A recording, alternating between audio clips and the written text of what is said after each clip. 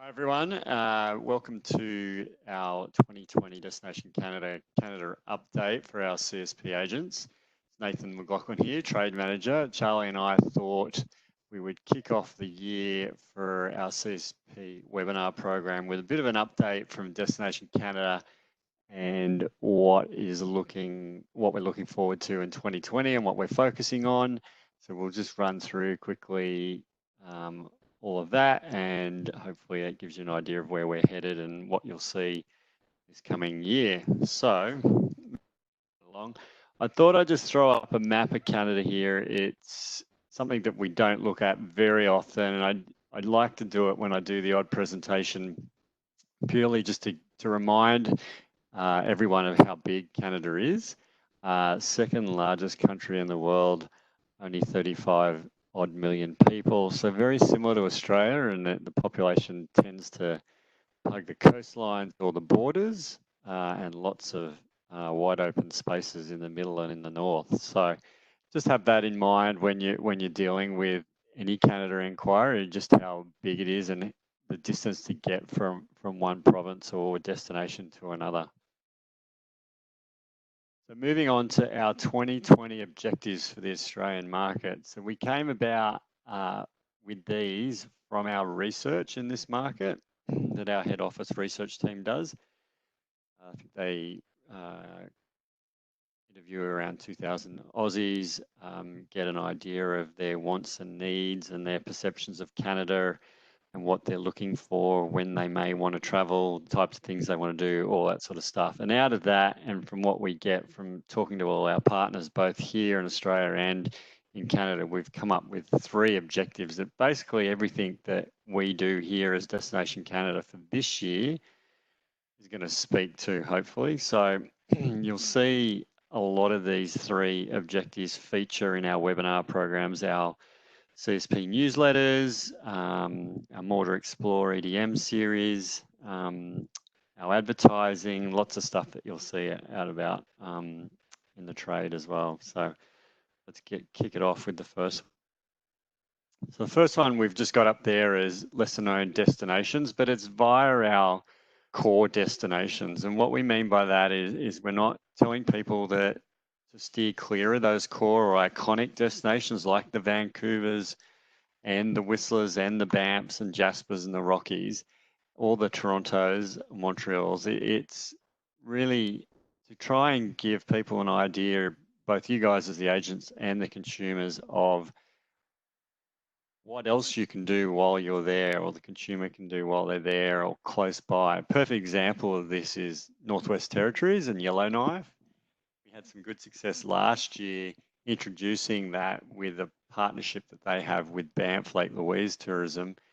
And even someone like APT's now introduced a tour that incorporates Yellowknife and viewing the Northern Lights with a traditional cruise rail and Rockies package. So it's that sort of mentality. Hey, when you're in Vancouver, did you know the Okanagan Valley in BC is really close by and you can experience some amazing wineries? That sort of mentality. So we'll go through some examples of that. This slide here speaks more to the east coast, the Maritimes and Quebec. So if we start top left-hand corner there, that's the Cabot Trail in Nova Scotia. So this is sort of to show you that the Maritimes are quite close to somewhere like Toronto, 1.5, 2 hour flight, and you're into the Maritimes, experience this rugged coastline, great scenery. We've got Grosmore National Park there on the top right-hand side in Newfoundland. Again, easily accessible from Ontario or Quebec, that traditional itinerary. Just the lighthouses that are featured right throughout the Maritimes, the icebergs in Newfoundland in June, a little bit of July, whereas you can see that you can go right up alongside the icebergs in a boat, pick up ice out of the water. It's an amazing experience, one that I've had the pleasure of doing myself and one I won't forget. Continuing with the Maritimes theme, we've got the guys on the beach digging for mussels. That's Prince Edward Island and New Brunswick. It's quite a popular activity, and then there's actually companies that will take you out for the day, show you how to dig for them, and then they cook them on a barbecue on the beach, and you get to eat that amazing fresh seafood straight on the ground. So, and then the last one there is La Botte in Ontario. It's hopefully you guys have heard of those. They're quite popular in France, and they launched in Canada a couple of seasons ago now on the Ottawa River. Um, and it's they have basically like a self-drive itinerary up and down that river where you can have anywhere from 3 to 10 nights, I believe, and a really great way to see countryside of Ontario. So moving along, more I guess mid Canada, the north and the west. So starting top left, the polar bears of Manitoba and Nunavut, obviously lesser known areas for Canada. Top right hand corner there, we have Dinosaur Provincial Park in Alberta. Not that far from Calgary, and so people going to Calgary may be doing the traditional trip up to Banff into the Rockies and Jasper. Um, an hour and a half, 2 hour drive, and you're into dinosaur territory, which is pretty unique. The beaches of Vancouver Island, in particular Tofino, a surfing beach there. Little known fact in Canada that they do have surfing there. Middle shot is Winnipeg, just a amazing city right in the heart of Canada. That building you're looking at there is the Museum of Human Rights, which only opened a couple of years ago, and it's easily half a day needed to at least to go through there. Can be easily done combined with the train with Via Rail going all the way through. Stop off at Winnipeg for a couple of days, check it out. Even head up to Churchill in Manitoba to see the bears. Then you've got northern Canada with Dawson City in the middle bottom row there, along with the ice roads or the ice highways of Northwest Territories there, right? And the Northern Lights in both those regions. So those more of those lesser known areas, but easily accessible from the core destinations. By no means are we asking people to give up those or steer clear of those iconic destinations. It's just about getting them out further, keep exploring. Objective number 2, winter. We've had this one for a couple of years now, but we'll continue to push it. We've had really good traction in this market. We talk a little bit about skiing here, but not a lot because it does quite well and it's quite a niche market where we can increase knowledge from both the consumer and the agent is the winter non-ski product, that White Christmas, Winter Wonderland type of feel. And we'll run through some examples here next couple of slides. Yeah, this is more of the Rockies and the experience you can have around there and I guess BC as well in their coastal mountains. Lots of cool experiences, helicopter viewing, heli skiing as well. The skiing you can see there, the wildlife is still out and about, particularly in Banff and Jasper in the national parks. Yes, you don't see bears, but you still see lots of unique wildlife like deer and elk, moose, coyote, different things. Snowshoeing is hugely popular right through Canada, no matter where you are. And you've got the Ice Canyon Walk on the right-hand side there. Top. In particular, you can do that in Banff and in Jasper. It's a similar image in front of that ice fall. More skiing and then snowmobiling. Again, right through Canada and parts of Canada, that's the way they commute between places or out of the way places. So, but good fun. You can do lots of tours no matter where you are. Wildlife theme there. You can see the Arctic fox, the polar bears, again, Manitoba and Nunavut. Dog sledding in numerous places as well, right through Canada. The zip lining still runs. Again, that's hugely popular right across Canada, not just BC and Alberta. Right in the center there, that is downtown Ottawa looking at the Fairmont Queen Elizabeth Hotel. And that is, believe it or not, people commuting to work. I'd say it's one of the largest ice rinks in the world. It's Rideau Canal, which has boats in it in summer, and then it freezes over in winter, and people, rather than riding their bikes or walking along the outsides of the canal to get to work each day, actually skate down the middle of it, which is pretty unique. And on weekends, I believe they set up pop-up tents, and you can stop in and have hot chocolates and drinks and food and get in front of a fire to warm up. But it's a really cool, unique way to get around him. And then just some of the, I guess, landscapes that you'll get. The beauty of Canadian cities is pretty much most of them are very close to nature. So short drives out of Vancouver or Calgary or Toronto or Montreal, and you're in forests and mountainous landscapes, and you can see some of those there. I threw in that last image in the bottom left-hand corner there of Niagara Falls with the helicopter ride over it. They do still run in winter. Obviously, there's snow around, and it's a very different view, but it's good to know for you guys that if you do have people going through Toronto in winter, that Niagara Falls is still definitely must see at that time of year.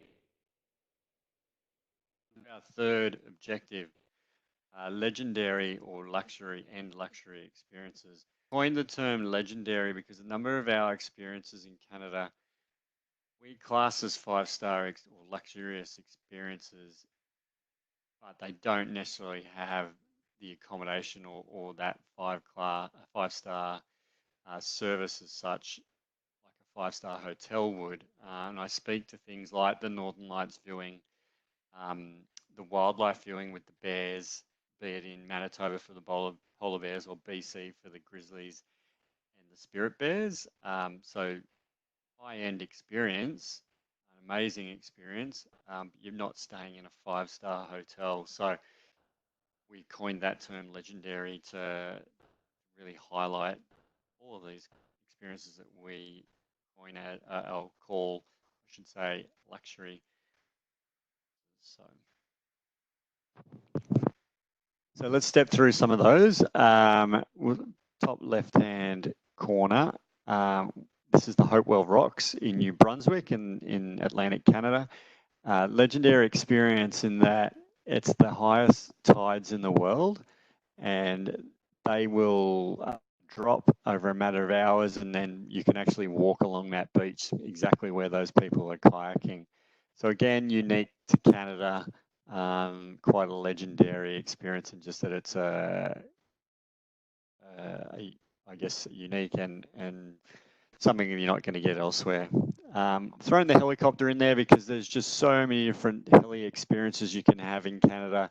Heli hiking, heli fishing, heli skiing, heli yoga, heli weddings. I'm sure I've forgotten some. Heli snowshoeing I've done. But obviously they come at a cost. So again, sort of that luxury experience. Then we do have some amazing luxury hotels and lodges, and you can see some of those on the right-hand side there.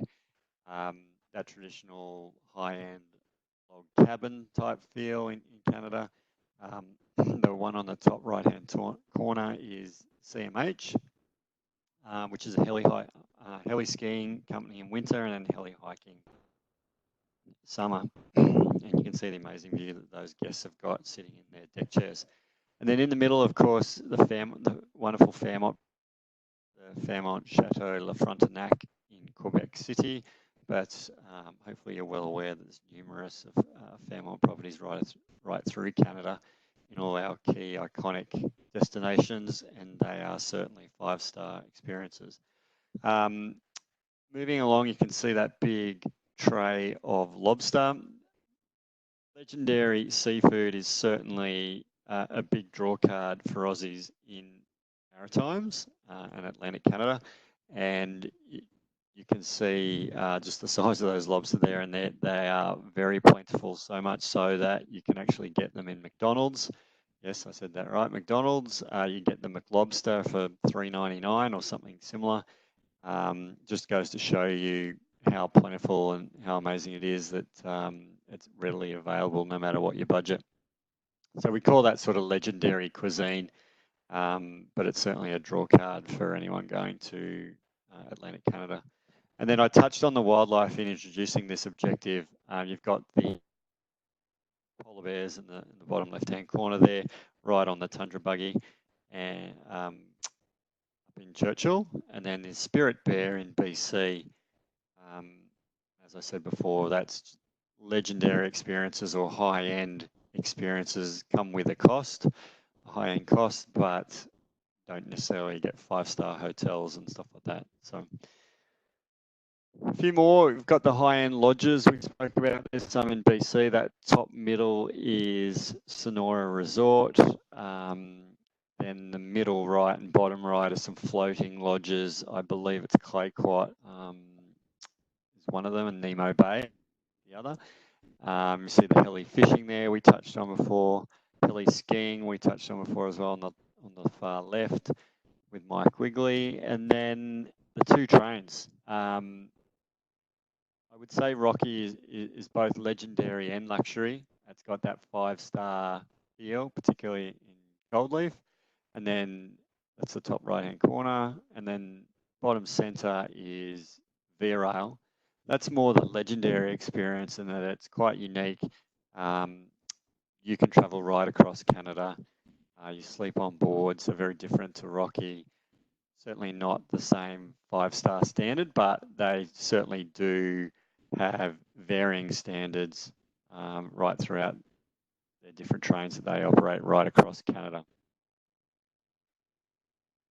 Move on to the next slide. I just thought hopefully that gives you an idea of where we're headed. You'll see lots of material for us on those three objectives through 2020. If anyone's got any questions, please feel free to reach out to me on those. So how do I make more Canada sales? Now, those of you that are regular viewers or listeners to our webinars will know with our Canada Specialist Program at the moment, we're in a bit of a transition phase, particularly with the online training modules and the website. Head office is building a whole new platform for us, but that's not stopping us giving you guys updates and further training through our webinars like this. You can see there some of the upcoming webinars: Niagara Falls Tourism, Nemo Bay, Calgary Stampede, Sonora Resort, and Pacific Coastal Cruises and Tours. So continue to look out for those invites from Charlie. Otherwise, we'll hopefully get you up to date with Canada and help you make more sales through our Famil program. We did the Mega Fam last year. I'm in talks with Air Canada at the moment to hopefully potentially do another one later in the year. You'll certainly see more from us on that. There's our CSP newsletters, which come out every second month. One just went out a few weeks ago, so next one will be in March. We're just in the middle of producing some new posters, which for anyone who wants access to for window displays or their own consumer shows or info nights, we'll have those ready for you shortly, either in a soft copy or a hard copy. So look out for more info on that. There is the reduced travel rates program or the special offers program for CSP agents who have done the training previously. So yell out if you haven't seen that, we can send you a copy. And then, of course, our CSP Facebook group, which hopefully has lots of updates, lots of good banter between CSP agents, questions, answers, a good way to pick up new bits of information and tips on how to sell Canada better. For those of you who don't know, we have numerous Canadian partners in market in Australia. I'll just run through these quickly and you'll be able to jot their email addresses down by pausing the webinar when you need to. So we've got Joanne Motta from Destination BC. We've got Lizzie Doyle, who represents both Banff Lake Louise Tourism and Northwest Territories Tourism. We've got Ray Lane, who has three hats: Tourism Yukon, Travel Manitoba, and V-Rail. In Rocky Mountaineer, you should know who your state sales manager is, or if you get stuck, contact Amber, who heads up the whole Australian team. So that is it from me. Thank you very much for listening in. I hope you got something out of that, a little bit of an update on where we're headed for 2020 and some of the things we'll be focusing on. Hopefully that makes sense. If you've got any questions, please feel free to reach out to me or to Charlie, and we'll do the best to handle them for you. Thanks again. Happy selling and sell lots of Canada. Thanks.